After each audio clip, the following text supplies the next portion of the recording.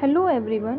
आज की इस वीडियो में हम बीएड फर्स्ट ईयर के subject contemporary India and education के यूनिट फर्स्ट के फर्स्ट टॉपिक वैदिक काल में शिक्षा या वैदिक कालीन शिक्षा के बारे में पढ़ने वाले हैं।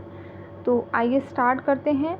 वैदिक काल, देखो वैदिक काल का जो टाइम पीरियड माना जाता है वो 2500 से 500 ईसा पूर्व माना जाता है और 2500 से 500 ईसा पूर्व तक के काल को ही वैदिक काल क्यों कहा जाता है इसके बारे में हम बात करते हैं। देखो, जो भारतीय संस्कृति या सभ्यता है वो संसार की प्राचीनतम सभ्यता में से एक मानी जाती है, लेकिन इन सब में सबसे प्राचीन कौन सी है इसके बारे में सबके अलग अलग मत हैं। लेकिन एक बात सभी मानते हैं कि जो भारतीय वेद हैं यानी ऋग्वेद, यजुर्वेद, अथर्ववेद और सामवेद, ये संसार के सबसे प्राचीनतम धार्मिक ग्रंथ या वेद माने जाते हैं। क्योंकि भारत में 2500 से 500 ईसा पूर्व तक वेदों का वर्चस्व रहा, इसलिए इतिहासकार इस काल को वैदिक काल कहते हैं।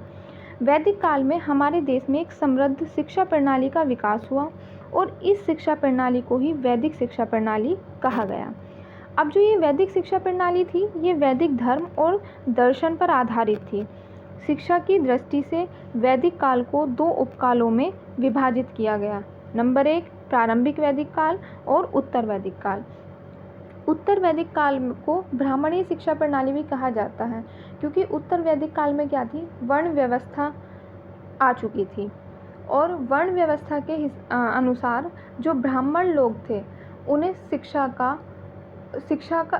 पर ब्राह्मणों का सबसे ज़्यादा अधिकार था, यानी ब्राह्मणों को शिक्षा सबसे अधिक दी जाती थी। अध्ययन अध्यापन का जो कार्य था वो ब्राह्मण वर्ग के लोगों को कराया जाता था। आइए इसके बाद इसमें ये था वैदिक काल।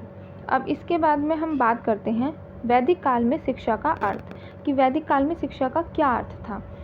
तो वैदिक काल में जो शिक्षा शब्द का प्रयोग ज्ञान, विद्या, विनय और अनुशासन के पर्याय में किया जाता था और इन रूपों में भी इसका संकुचित और व्यापक दोनों अर्थों में प्रयोग किया जाता था।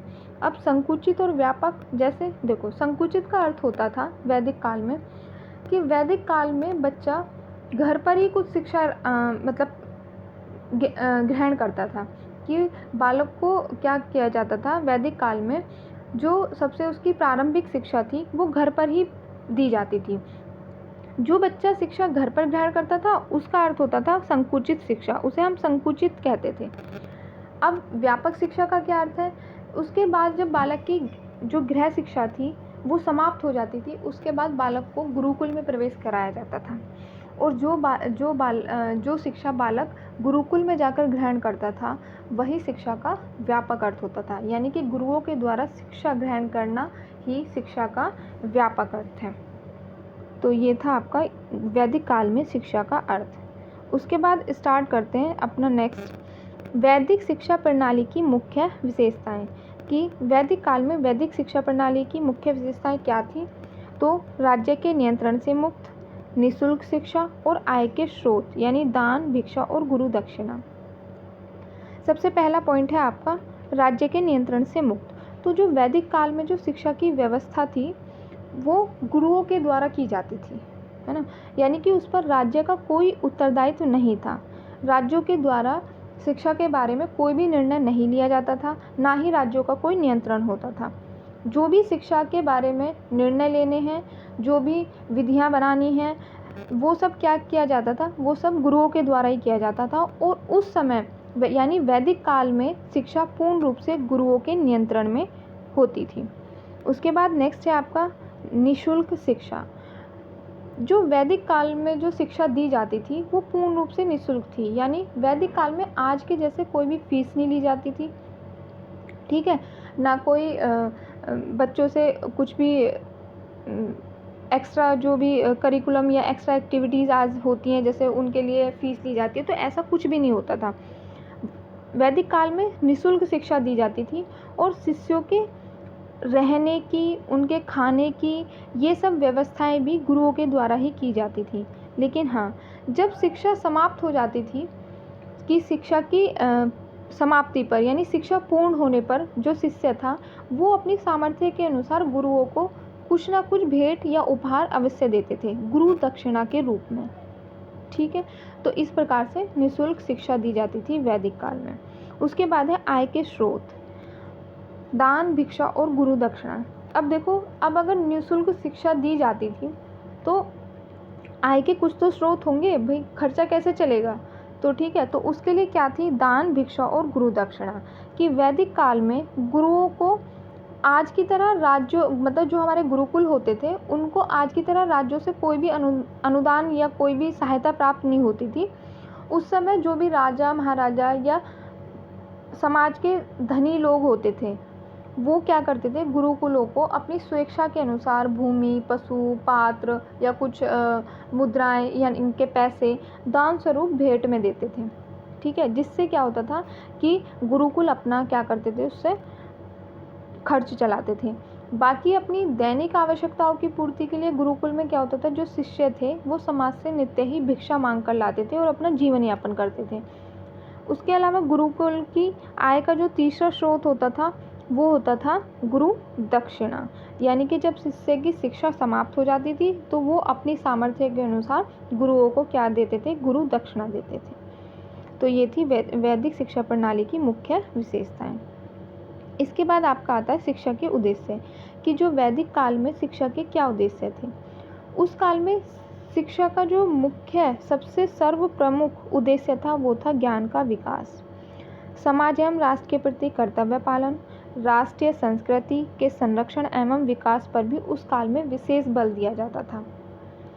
मोक्ष की प्राप्ति पर, ठीक है, क्योंकि मोक्ष की प्राप्ति ही उस काल में मनुष्य का अंतिम उद्देश्य माना जाता था वैदिक काल में।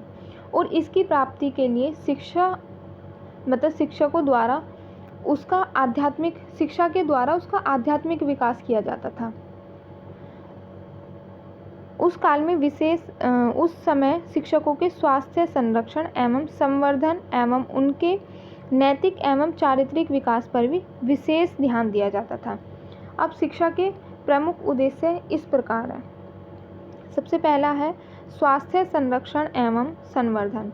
इसमें क्या होता था कि जो वैदिक कालीन ऋषि या गुरु होते थे उनकी ये मान्यता थी कि मनुष्य जीवन का जो अंतिम उद्देश्य है वो है मोक्ष प्राप्त करना। और मोक्ष की प्राप्ति के लिए जो पहली आवश्यकता है वो है स्वस्थ शरीर एवं निर्मल मन। इसके लिए क्या करते थे, जो गुरुकुलों में जो शिष्यों के शारीरिक और मानसिक स्वास्थ्य संरक्षण एवं संवर्धन पर इसलिए विशेष बल दिया जाता था। उन्हें उचित आहार विहार, आचार विचार की शिक्षा दी जाती थी। उसके लिए क्या करना होता था कि शिष्यों को प्रातः ब्रह्म मुहूर्त में उठना होता था, स्नान वगैरह करना होता था, व्यायाम करना होता था, उन्हें सादा भोजन करना होता था और नियमित जो भी उनकी दिनचर्या थी उन सब का पालन करना होता था। उस समय वैदिक काल में क्या होता था, जो हमारे शिष्य होते थे उनके लिए पौष्टिक भोजन की व्यवस्था की जाती थी और शारीरिक श्रम पर विशेष बल दिया जाता था। इसके अलावा जो शिष्य होते थे उन्हें सत्य का, अहिंसा का, अस्तेय, ब्रह्मचर्य, अपरिग्रह का पालन करने के लिए और काम, क्रोध, लोभ, मोह और मद आदि से दूर रहने की शिक्षा दी जाती थी। ठीक है, तो इस प्रकार जो स्वास्थ्य संरक्षण एवं संवर्धन किया जाता था शिष्यों का। उसके बाद आपका नेक्स्ट है ज्ञान का विकास। जो ज्ञान का विकास है वो वैदिक काल में कैसे किया जाता था, तो वैदिक कालीन शिक्षा का जो सर्व प्रमुख उद्देश्य होता था वो होता था ज्ञान का विकास करना। और ज्ञान का जो ज्ञान है, ज्ञान को मनुष्य का तीसरा नेत्र माना जाता था, कि ज्ञानम मनुजस्य तृतीयम नेत्रम, कि ज्ञान को मनुष्य का तीसरा नेत्र माना जाता था। और ये कहा जाता था कि जो दो नेत्र से तो केवल दृश्य जगत भर का ही ज्ञान होता है, कि जो हमारे पास दो नेत्र होते हैं ना उनसे तो केवल हम सिर्फ देख सकते हैं, है ना, हमें सिर्फ चीज़ों को देखकर ही ज्ञान होता है। लेकिन जो तीसरा नेत्र होता है उससे हमें दृश्य और सूक्ष्म, यानी जो हमें दिख रहा है वो भी और जो हमें नहीं दिख रहा है उसका भी ज्ञान होता है।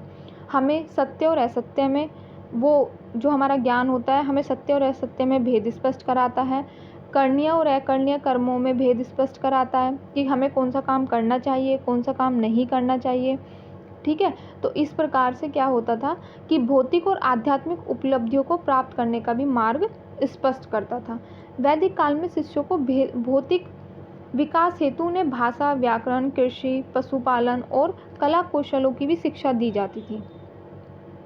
और जो हमारे शिष्य होते थे उन्हें आध्यात्मिक विकास हेतु भाषा, साहित्य, धर्म और नीति शास्त्र का ज्ञान कराया जाता था। ठीक है। तो इस प्रकार वैदिक काल में ज्ञान का विकास किया जाता था। उसके बाद नेक्स्ट है आपका सामाजिक एवं राष्ट्रीय कर्तव्य का बोध एवं पालन। वैदिक काल शिक्षा का ये तीसरा और सबसे महत्वपूर्ण उद्देश्य था कि उस समय में शिष्यों को समाज और राष्ट्र के कर्तव्यों के प्रति ज्ञान कराया जाता था और उनका पालन करने के लिए उन्हें प्रशिक्षित किया जाता था। गुरुकुल शिक्षा पूर्ण होने पर एक समावर्तन समारोह होता था, जिसमें क्या होता था, गुरु जो है वो शिष्यों को उपदेश देते थे और जो ये उपदेश देते थे उनमें से एक उपदेश होता था कि भाई माता पिता की सेवा करना, समाज की सेवा करना, अपने गृहस्थ जीवन के कर्तव्यों का पालन करना, गुरु शिष्यों को पितृ ऋण, गुरु ऋण और देव ऋण से उऋण होने का उपदेश देते थे। यानी कि किस प्रकार से उन्हें अपने कर्तव्यों का पालन करना है, किस प्रकार से उन्हें समाज की सेवा करनी है और अपने माता पिता की भी सेवा करनी है। जो लोग गृहस्थ जीवन में प्रवेश कर जाते हैं उन्हें उसके भी कर्तव्यों का पालन करना है। इन सब के बारे में उन्हें उपदेश दिया जाता था समावर्तन समारोह में। ठीक है। उसके बाद नेक्स्ट है आपका संस्कृति का संरक्षण एवं विकास। संस्कृति का संरक्षण एवं विकास की जो हमारी संस्कृति है, यानी जो भारतीय संस्कृति है, वो प्रारंभ से ही धर्म प्रधान रही है। हमारा चाहे रहन सहन हो, खान पान हो, हमारे रीति रिवाज हो, हमारे मूल्य हो, हमारे रिचुअल्स हों, कुछ भी हो, ये सभी धर्म पर आधारित है। ठीक है। वैदिक काल में शिक्षा का एक उद्देश्य अपनी संस्कृति का संरक्षण और उसका विकास करना भी था। उस काल में गुरुओं की जो संपूर्ण कार्य पद्धति थी वो धर्म प्रधान थी, यानी संस्कार प्रधान थी, कि जो शिष्यों को बहुत ज़्यादा संस्कार दिए जाते थे, वेद रटाए जाते थे, वेद मंत्र, यानी उन्हें संध्या वंदन सिखाई जाती थी, जो आश्रम अनुसार कार्य करने के उपदेश दिए जाते थे। और उस पूरे काल में एक ऐसा क्रम चलता था कि उसके प्रभाव में अनेक लोग क्या होते थे कि जो लोग गृहस्थ आश्रम के बाद वानप्रस्थ आश्रम में प्रवेश कर जाते थे, यानी कहाँ चले जाते थे, जंगलों में। ठीक है। और जंगल में रहते हुए भी चिंतन, मनन और निध्यासन करते रहते थे और नए नए तथ्यों की खोज करते रहते थे। ठीक है। इनमें से कुछ लोग संन्यास आश्रम में प्रवेश कर जाते थे। ठीक है। वो क्या करते थे, वो ध्यान और समाधि ले लेते थे, मोक्ष प्राप्त कर लेते थे। ठीक है। इस प्रकार क्या है, देश की संस्कृति का संरक्षण और विकास हुआ। उसके बाद नेक्स्ट है आपका पॉइंट नैतिक एवं चारित्रिक विकास। वैदिक काल में चरित्र निर्माण से तात्पर्य मनुष्य को धर्म संपन्न आचरण में प्रशिक्षित करने से था, कि उसके आचार विचार, उसके आहार विहार के धर्म के आधार पर उचित दिशा देने के लिए उसे नैतिक एवं चारित्रिक विकास की शिक्षा दी जाती थी। उस समय बच्चों को प्रारंभ से ही धर्म और नीति शास्त्र की शिक्षा दी जाती थी, उन्हें ब्रह्मचर्य का पालन करने की शिक्षा दी जाती थी। ठीक है। आत्मनियंत्रण की क्रियाओं में प्रशिक्षित किया जाता था। तो ये सारे क्या हैं, इससे बच्चे का नैतिक एवं चारित्रिक विकास होता था। उसके बाद नेक्स्ट है जीविकोपार्जन एवं कला कौशल की शिक्षा। कुछ विद्वानों का ये भी मानना है कि जो वैदिक काल में मनुष्यों को व्यवसाय शिक्षा नहीं दी जाती थी, है ना, क्योंकि क्या होता था कि प्रारंभिक वैदिक काल में शिष्यों को उनकी योग्यता अनुसार कृषि, पशुपालन, कला कौशल की शिक्षा दी जाती थी। और उस समय हमारा देश धन धान्य से संपन्न था, लेकिन और लोग बहुत अच्छा जीवन भी जीते थे। परंतु वैदिक काल में क्या हुआ, उत्तर वैदिक काल में कर्म आधारित जो वर्ण व्यवस्था थी, कि वो क्या हुई, कर्म आधारित वर्ण व्यवस्था जन्म आधारित वर्ण व्यवस्था में बदल गई और परिणाम स्वरूप लोगों को वर्णानुसार कर्म की शिक्षा दी जाने लगी। जैसे ब्राह्मणों को कर्मकांड और अध्ययन अध्यापन की शिक्षा दी जाने लगी, क्षत्रियों को शासन कार्य की शिक्षा दी जाने लगी, युद्ध कौशलों की, वैश्यों को कृषि, पशुपालन और व्यापार की शिक्षा दी जाने लगी, और चिकित्सा विज्ञान की शिक्षा इन तीनों ही वर्ण के बच्चों को दी जाने लगी। यानी कि उत्तर वैदिक काल में वर्ण व्यवस्था कितने वर्णों में डिवाइड हुई? 4 वर्णों में, ब्राह्मण, क्षत्रिय, वैश्य और शूद्र। अब जो शूद्र थे उन्हें शिक्षा का कोई अधिकार नहीं था, यानी कि उन्हें शिक्षा से वंचित रखा जाता था और वे सिर्फ सेवा का कार्य करते थे, और सेवा का कार्य सीखने के लिए उन्हें गुरुकुल जाने की कोई आवश्यकता नहीं थी। इसलिए वे अपने परिवार से ही ये सेवा करने की शिक्षा ग्रहण करते थे। ठीक है, तो ये है जीविकोपार्जनम कला कौशल की शिक्षा। उसके बाद नेक्स्ट है आध्यात्मिक उन्नति। आध्यात्मिक उन्नति में क्या होता था कि जो हमारे वैदिक काल में जो शिक्षा का ये अंतिम और सर्वश्रेष्ठ उद्देश्य मनुष्य के बाह्य एवं आंतरिक पक्षों को पवित्र बनाकर उन्हें मोक्ष की प्राप्ति की ओर अग्रसर करना था। इस उद्देश्य की प्राप्ति के लिए मनुष्य को भाषा, साहित्य, धर्म और नीति शास्त्र का ज्ञान कराया जाता था और धार्मिक भावना और ईश्वरीय भावना का विकास किया जाता था। कैसे कि भाई संध्या वंदन करनी है, यज्ञ आदि करने हैं, धर्मानुकूल आचरण करना है, कि अपने धर्म को सबसे ज़्यादा प्रायोरिटी देनी है। ठीक है, इस तरह की अपने मतलब उस पर अपनी इंद्रियों पर किस प्रकार से नियंत्रण रखना है, तो इस प्रकार की शिक्षा देकर उनको प्रशिक्षित किया जाता था। तो इससे क्या होती थी कि आध्यात्म की उन्नति होती थी। ठीक है, तो ये थे आपके शिक्षा का अर्थ, वैदिक काल में शिक्षा का अर्थ, वैदिक काल की शिक्षा प्रणाली और वैदिक काल में शिक्षा के उद्देश्य। इसके बाद इसके नेक्स्ट टॉपिक पढ़ेंगे हम अपनी अगली वीडियो में। तब तक के लिए थैंक यू सो मच।